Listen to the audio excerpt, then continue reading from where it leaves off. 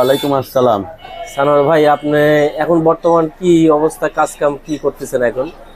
আলহামদুলিল্লাহ আছি, বাইরে নিয়ে এখন দেশের বাইরে যাওয়ার ইচ্ছা আছে আর কি। কোন দেশে যাবেন এরকম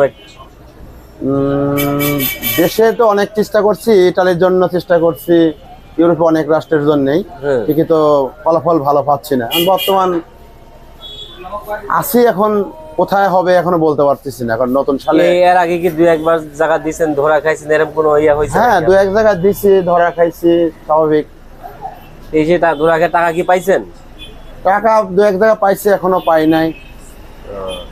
আপনার কি এখন কি মন মানসিকতা আছে বাইরে যাওয়ার? অবশ্যই। কোন দেশে যাবেন এরকম কোনো ডিসিশন? কোন দেশে যাব বলতে ইউরোপের যে কোনো রাষ্ট্র হলেই হবে।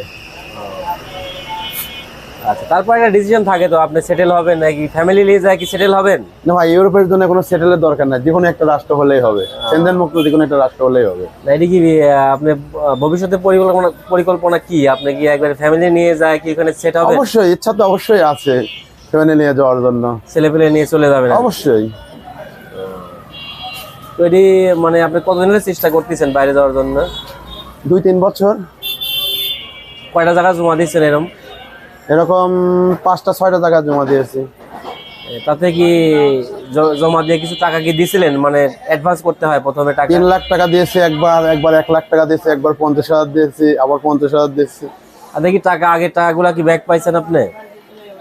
হ্যাঁ, পাইছি, কিছু কিছু জায়গা এখনো পাই নাই। আচ্ছা, এর আগে জমা দিয়ে কোনো জায়গায় পারমিট পাইছেন যে আপনার জমা দিয়েছেন তারপরে হয়তো পারমিট পাইলেন, এরকম কোনো ঘটনা ঘটছে আপনার?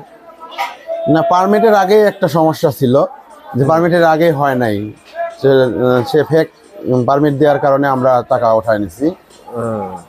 আসলে দালালেরা এরকমই, এটা মানে প্রতারক চক্র, যারা ওই আপনার প্রথমে টাকা নেয় 50,000, নেওয়ার পরে হয়তো একটা পারমিট বিশ্বাস করে কাজ করতে হয় আর কি।